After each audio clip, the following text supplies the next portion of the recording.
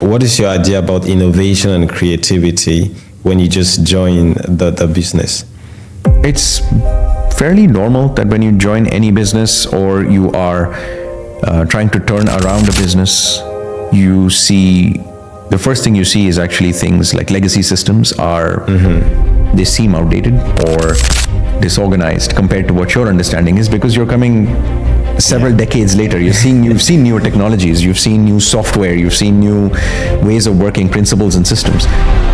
The problem arises is when you realize, when you feel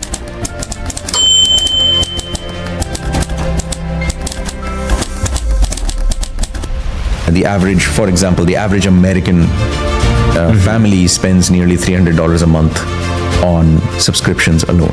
This could be from your Netflix to any other number of subscriptions that you pay. But where's the disconnect? The average family spends $300 but thinks they spend $200. Maybe long-lasting employees in the company could be biases. And I want us to talk a little bit about your leadership skills. How did you approach leadership? Maybe in that scenario, how did you approach leadership, maybe as an entrepreneur?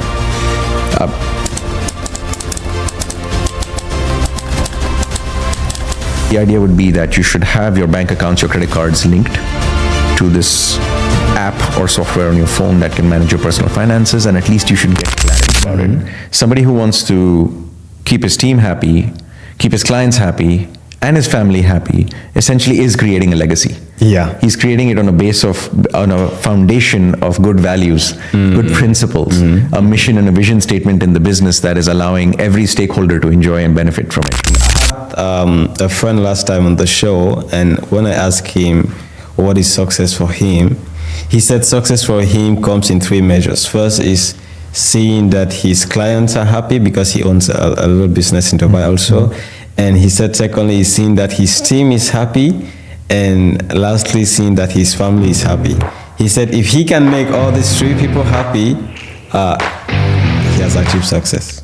And that's not wrong, because that's his way of measuring success. Yeah.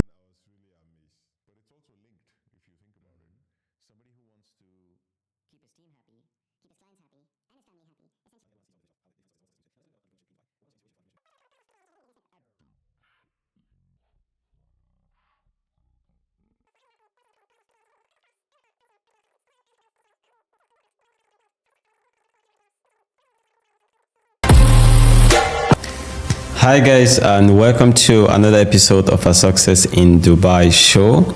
Our goal on this show is to bring to you the people and the experiences that are going to help you to achieve your goal while living in Dubai. Today's guest is Sumit Pathak. Sumit, welcome to the show. Thank you very much, Aja. It's a pleasure to be here. Yeah, first of all, I want to say thank you for dedicating our time, or for setting our time to just come and have a one-on-one discussion with me today. I'm so much grateful. And to begin with, I just want us to go a little bit backward to maybe your background. Let's say if I had known you in high school, who was Sumit in high school, and how did you evolve over time to becoming the person you are today?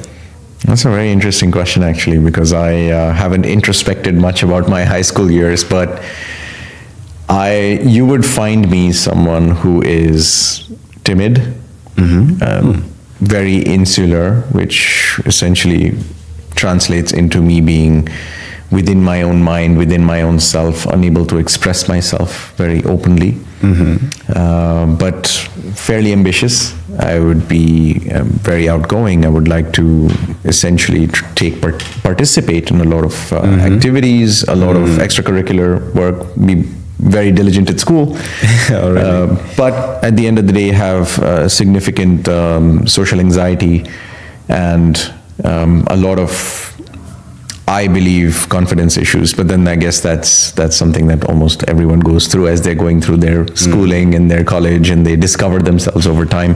But that is exactly what my journey was. I started there as far as I can remember, and I have moved towards expanding and broadening my personality, discovering what actually works for me, what doesn't, who I am truly, where my strengths lie, where my weaknesses are. And of course that comes with time. with experiences, with successes, with failures. So today I find myself someone who's comfortable in his body, in his mind, in his habits, able to express myself, to some extent learning how to spread my wings a lot more, speak in front of others with confidence, and enjoying the process. So, oh, that is wonderful. You know, when you said that I could find you like someone timid in high school, I was shocked, because I'm like, so how did you evolve to becoming someone that I admire today? I mean, because I myself, I was very timid. Like, I couldn't even believe that one day I'll be doing a podcast, or maybe even talking to people like this. So that is something I really find interesting, because let's say maybe we're coming from the same place.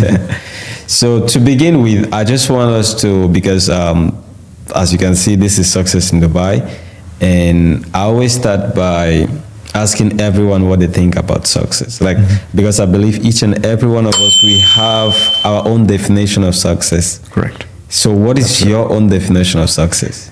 Firstly, I'm more than privileged to be on this channel to speak to you about this story, but because I fervently believe I've not achieved success yet. All right. At least by my own definition. I think success, as you rightly said, is defined subjectively. It is defined by the metrics that people hold dear to themselves. My definition of success is where I will feel a sense of achievement beyond any measure of monetary gain or fame or recognition. So it's an inner contentment and peace that comes from the fact that I have created value in the best way I could have. I could have generated value. I could have changed the landscape that in the business environment or the social environment that I'm actually part of, and that value lasts beyond me. So that's a concept that also delves a little bit into legacy. If your name, to some extent your brand, and what you have generated and built can transcend you, I believe that's success. Based on those foundational elements, those structural pillars of your being, the money will come. The relationships will break into business opportunities, will break into greater social standing, respect, and all of these will last well beyond the years you have on this earth. I believe that's success. Oh, that is really interesting. So what I hear you say is that success for you is building a legacy, like building something that lives beyond you. Correct. Yes. That is interesting. I had a friend last time on the show, and when I asked him what is success for him, he said success for him comes in three measures. First is seeing that his clients are happy, because he owns a little business in Dubai also. And he said secondly is seeing that his team is happy, and lastly seeing that his family is happy. He said if he can make all these three people happy, he has achieved success. And that's not wrong, because that's his way of measuring success. Yeah. And I was really amazed. But it's also linked, if you think about it. Somebody who wants to keep his team happy, keep his clients happy, and his family happy, essentially is creating a legacy. Yeah. He's creating it on a foundation of good values, good principles, a mission and a vision statement in the business that is allowing every stakeholder to enjoy and benefit from it, right? So essentially he's creating a legacy. And a business that's run in that way is going to earn more money. So here comes the financial benefit that comes out of it. So he's not wrong. He's in fact saying exactly the same thing in different words. Yeah, exactly. So I think everyone has his or her own definition of how they define success, or what success means to them. Now let's talk a little bit about entrepreneurship in Dubai. What was your inspiration for entrepreneurship in Dubai? My story of entrepreneurship isn't a traditional one. I am currently working in a family business where I've been involved in launching and propagating a variety of entrepreneurial ventures within the business, but at its core, I'm not the foundational entrepreneur that started everything. So here I am. I have to balance the traditional values, the infrastructure that's already built, and to tweak it and tune it and build upon it the values that are required for it to become relevant for the future, for the longevity of the business, plus for it to become flexible enough to have more entrepreneurial ventures within. So my journey has been trying to figure out what those niches are where the business can expand into. So if you're doing a business in scaffolding, to find out how is this business going to expand beyond its current offerings. So we're doing rental in the scaffolding sector. Can we move into trading? Can we move into international sales? Can we move into emerging markets? And how would we move in there? Completely different strategy altogether from the localized, geography-limited operations that we have right now. Each one of those ventures, each one of those expansions will be an entrepreneurial venture in and of themselves, independently running like an island, which ultimately will feed into the grander image and the world map of the business. But they are little entrepreneurial ventures. So for me, the challenge is the same regardless, whether you're starting as a new startup or you're starting as a new division. Because at the end of the day, they're still all little babies that need nurturing, that need care, that need money and time and effort. And they will still fall prey to exactly the same mistakes and errors. They will still lose money. They will still eat up your time. So the entrepreneurial journey for me has been very similar to having a variety of startups as opposed to one business that you are fighting day in and day out, treating like your child that is going through the same journey of growing up and becoming a preteen, going through adolescence, and then growing into an adult, mature, and then figuring out what to do next. So it's the same journey. It's my entrepreneurialism has been trying to figure out new avenues. I'm just maybe one generation forward. Oh, really? That is really interesting. So your role now in the business is just taking a business that started and just trying to expand it as much as you can. Expand it in a flexible and agile way. So one way of expanding as companies become bigger over time from, let's say, an older generation's perspective, is that they continue to organically expand. They're slow moving, they're slow adapting. The environment basically is one of comfort and constance. Right, they have to just stay stable and stability, and maybe also skirting around the issue of stagnation.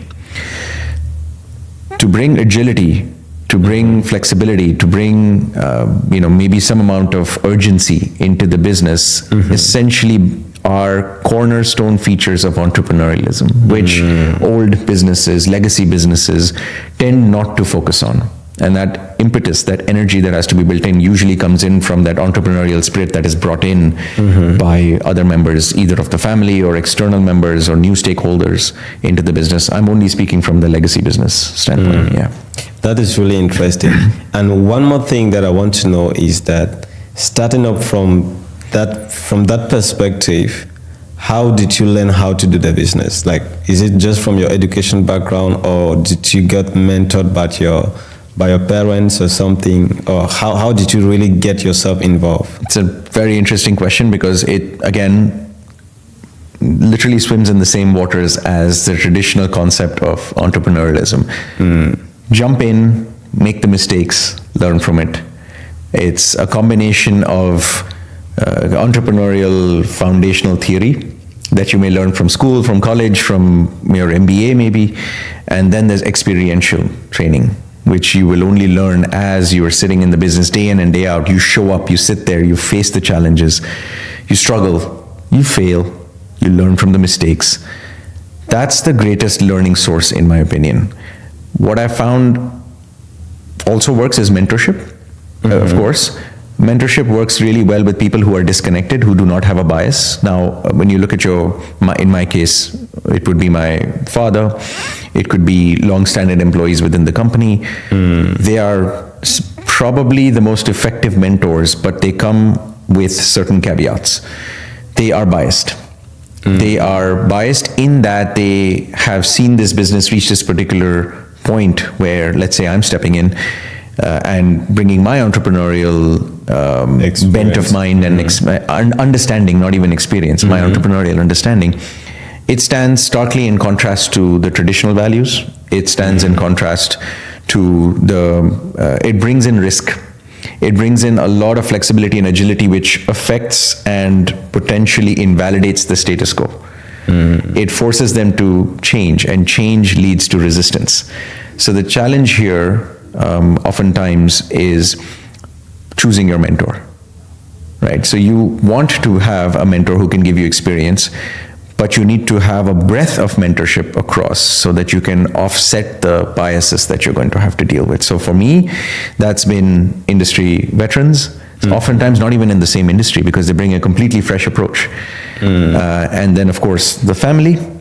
And thirdly, and most importantly, I guess the greatest contributor is just jumping into the deep end and showing up every day no matter what the challenge you actually face. That is entrepreneurialism at its finest. Right? Show up, fail, get up again, fail, get up again, succeed. Wonderful. Yeah. That is really interesting because I think each and every one of us, we are going to face the same journey, even if it's not in entrepreneurship, even if it's in life. I think we have to try something, maybe fail, and then try it again and maybe succeed, or maybe fail again and maybe try something else, something like that. Absolutely. I think that's the journey. And you said something that was very interesting. You said maybe long-lasting employees in the company could be biases.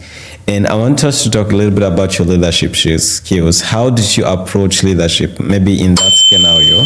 How did you approach leadership, maybe as an entrepreneur? Significant challenges arise when you actually come in and try to make changes to a legacy system. Your long-standing employees who are the cornerstone of that business being built the way it is today have built it based off of certain sets of values and principles, business practice, ethics. And when you step in and you try to make a certain amount of change, you have to first realize that any kind of change is following the same physical principles, right? Any action is going to have a reaction. Yeah. Oftentimes, in this case, it's going to be a negative reaction because you are forcing it, you're causing friction that creates heat. Yeah. Right? There's going to be anger, there's going to be frustration. Yeah. Oftentimes, there's going to be like, what is going on? Why is this even happening when everything's running just fine? So the idea is for you to understand that these people are right in what they're doing. They might often just be struggling from the very same bias of stagnation, knowing that nothing really needs to change. If it ain't broke, don't change it, don't fix it. It's about that. What I've learned is about trying to have buy-in. You need to give the respect to the legacy members, understand exactly what they have achieved over time, how they've been able to get to that particular point with all the struggles they had to go through. Now they're at a point where they have a significant amount of knowledge, a breadth of information that they can impart to you, if only they can be given the respect that they deserve. So you need to understand, no matter who's your employee, they might be older than you, they might be having 20 years of more experience. If you give them the respect and the deference, you can over time garner their respect, technically win them over, and they become your champions. To understand who those key individuals in your organization is probably one of the most important things that is overlooked. Because the young blood, the angry, fiery, entrepreneurial, urgent action person comes in like a hatchet man, essentially, coming in and trying to change everything overnight, not realizing that they're going to basically convert a beautiful glass building into shattered windows and air conditioning not working and basically a structural cracks showing up because those people who built it are no longer bought into the same vision. So it's only a matter of patience and time and giving people the respect they deserve. Wow, that's really wonderful. So how did you come about to really build that motivated team that are willing to take the business with you forward? It's about, again, identifying the core members of the team who have the respect of the other members in the team too, and converting them into your champions. Realizing that when you're taking over technically as the captain of the ship or as the general. You need your lieutenants.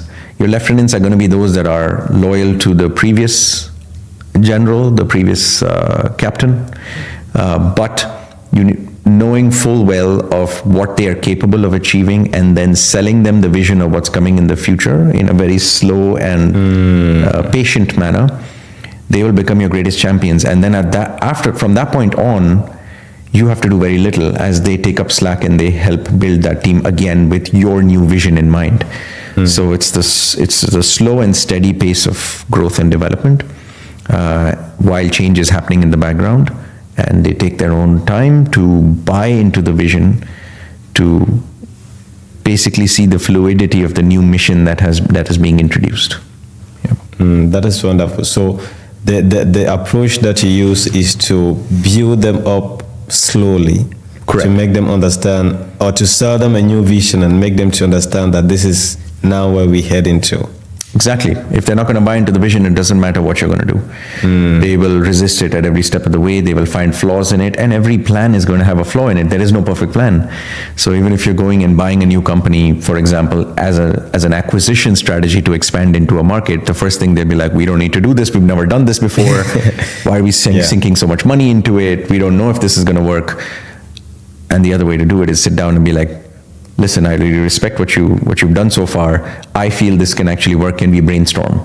Let's figure it out. Your opinion is critical to us expanding into this. And then over a few workshop sessions, you start realizing the person's opening up to maybe a new, exciting and passionate way of working, which is what was the foundation of what he did before, right? He or she did before. And they've just now feeling that burn again, and it's more exciting. So that buy-in is coming through a different set of emotions rather than I'm being forced to do it.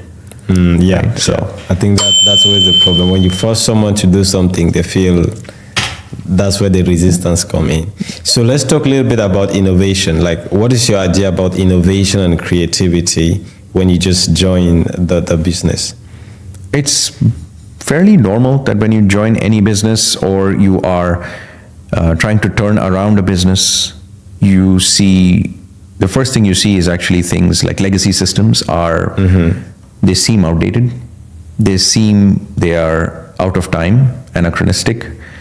They feel like they are not going to achieve the results that you want them to achieve. They're either inflexible or disorganized compared to what your understanding is, because you're coming several decades later. You've seen newer technologies, you've seen new software, you've seen new ways of working, principles and systems. The problem arises is when you fail to realize as an incoming manager or owner or successor that those systems worked. Those systems worked for decades. In fact, those systems literally created the company and brought it to where it was. So there is inherent value in that system. It's not about stepping in and being that hatchet man and completely wanting to innovate and become creative every step of the way. It's about that slow and steady transition that's going to come in without rocking the boat, without stressing the system. You are implementing newer versions, new creative versions, new technologies, which is going to make the business more resilient.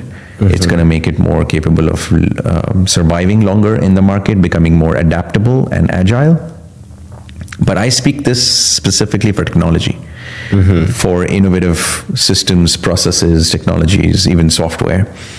The other part of this is creating an innovative culture.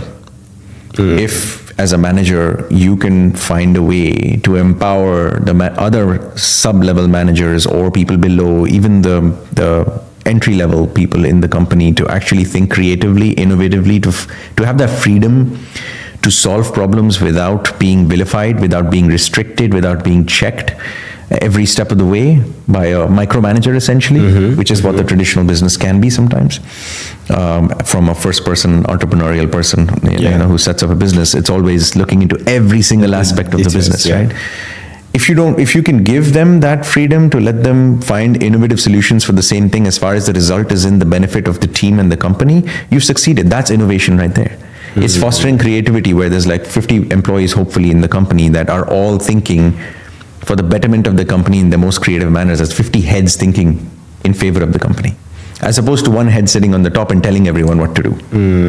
Right? So that's my way of thinking, the two innovations and creative avenues of growth in a company. One would be technology and software, and slowly transitioning to something that's going to bring more efficiency, whether that's operational or managerial. And the other one would be to actually empower individuals within the company who are stakeholders and contributors to think innovatively and creatively about solutions of their own accord. They don't have to be trained for it. They're just given the freedom to do it without the fear of retribution if in case they fail. One thing you said that really got my attention is introducing an innovative culture.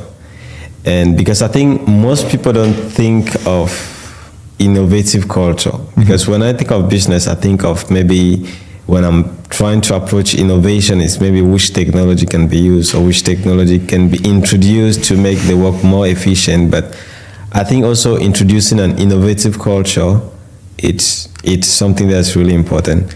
And I don't know much about company cultures because I've never run a company before, but I was listening to Bob Iger the other day. I think he's the CEO of Walt Disney. And he was teaching on how a company's culture can be really important. And if you're buying a new company, you're not trying to destroy the culture that is already being built. You just try to understand it, and then just try to see how you can adapt to it, or maybe introduce something very similar to what they're already doing. So when you talking about culture like this, it's just sinking in my head like this is it. So that is really important. Businesses aren't different from personal relationships.